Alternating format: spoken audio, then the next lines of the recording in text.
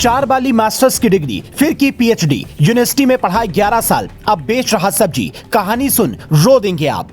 PhD सब्जी वाले के सामने पत्रकार हो या वकील, सबकी दलील होती है फेल। ठेले पर घूम घूम कर बेच रहा आलू प्याज। एमबीए चाय वाला, बीटेक भेलपुरी वाला और पत्रकार पोहा वाले को छोड़िए, पगड़ी वाली पीएचडी सब्जी वाले का संघर्ष सुनिए। ये ठेली ध्यान से देखिए और इनके चेहरे पर दिख रहे भाव को पढ़ने की कोशिश कीजिए। इस ठेली में जितने चक्के नहीं हैं, उससे ज्यादा इनके पास मास्टर्स की डिग्रियां हैं। पीएचडी तक की डिग्री फाइलों में रखी है। यहाँ तक कि इन बोरियों में जितने आलू प्याज भरे हैं, उससे ज्यादा थ्योरी इन्हें कंठस्थ याद है। बावजूद उसके ये ना तो प्रोफेसर बन पाए, ना ही किसी स्कूल के टीचर, बल्कि इन्हें गली गली घूमकर आलू प्याज बेचकर अपना गुजारा करना पड़ रहा है। हो सकता है कि शुरुआती बात सुनकर आप ये कहें कि इनका पढ़ाने का मन नहीं होगा, बिजनेस में मन लग गया होगा, तो ऐसा नहीं है।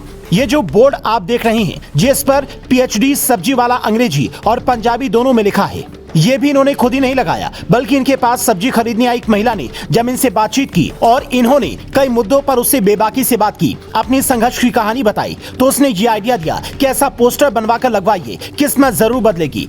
और आज ये तस्वीर जैसे जैसे वायरल हो रही है, उनके पास स्कूल कॉलेज से फोन आने शुरू हो गए हैं। लेकिन डॉक्टर संदीप का कहना है कि इस बात का भरोसा नहीं हो रहा है कि पहले यूनिवर्सिटी में पढ़ाते वक्त जो हुआ वो अब नहीं होगा। पूछने पर बताते हैं, मेरे पास ग्रेजुएशन, एलएलबी, एमबीए पंजाबी और पंजाबी विश्वविद्यालय पटियाला से पीएचडी की डिग्री है। पत्रकारिता, विमेन स्टडीज और पॉलिटिकल साइंस में भी मैंने मास्टर्स की है। करीब 11 साल तक पंजाबी विश्वविद्यालय में एड हॉक टीचर के रूप में पढ़ाया। वहाँ सैलरी 35,000 रुपए महीना मिलती थी, लेकिन दिक्कत यह थी कि मैं परमानेंट नहीं था। जब बुलाया तब गया, जब नहीं बुलाया जाता था, खाने पर भी संकट आ जाता था। अब भी रेगुलर करने के लिए लेटर लिखा, सिफारिश और राजनीति पहुंच न होने के चलते पहले बात नहीं बनती थी। आखिर में नौकरी छूट गई। नौकरी छूटने के बाद संदीप ने जुलाई महीने में सब्जी बेचने का काम शुरू किया। शुरुआत में बिक्री कम होती थी, लेकिन धीरे धीरे सब्जी बेचने में पढ़ाई का भी इस्तेमाल करते गए और बिक्री बढ़ती गई। अब उनकी कमाई इतनी हो जाती है कि परिवार आराम से चल जाता है। परिवार में पत्नी, बेटा, माँ, भाई और बहन है। शर्म के सवाल पर संदीप कहते, मैं तो सिर्फ गुरु साहिब का कीरत करो संदेश याद रखता हूँ। इस बात का अफसोस तो बिल्कुल नहीं होता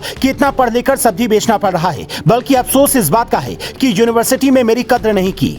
वैसे भी 11 साल तक जिस यूनिवर्सिटी में इन्होंने पढ़ाया है, कायदे से उसे इन्हें परमानेंट करने के बारे में सोचना चाहिए था। हालांकि पूरी कहानी क्या है ये यूनिवर्सिटी वाले बेहतर बता पाएंगे, पर फिलहाल पीएचडी सब्जी वाले संदीप को यूजीसी की नई गाइडलाइन के तहत नौकरी अप्लाई करने की जरूरत है, जिसके मुताबिक बिना नेट और पीएचडी के योग्य उम्मीदवारों को कॉलेज में पढ़ाने का मौका दिया जा रहा है। इसके लिए यूजीसी की वेबसाइट पर नोटिफिकेशन चेक कर सकते हैं। 15 साल के अनुभव वाले किसी भी विषय के व्यक्ति जो सारी पात्रता पूरी करता है, उसे प्रोफेसर और प्रैक्टिस के पद पर नियुक्ति किया जा रहा है। इसमें सैलरी यूजीसी या सरकार नहीं, बल्कि कॉलेज देगी।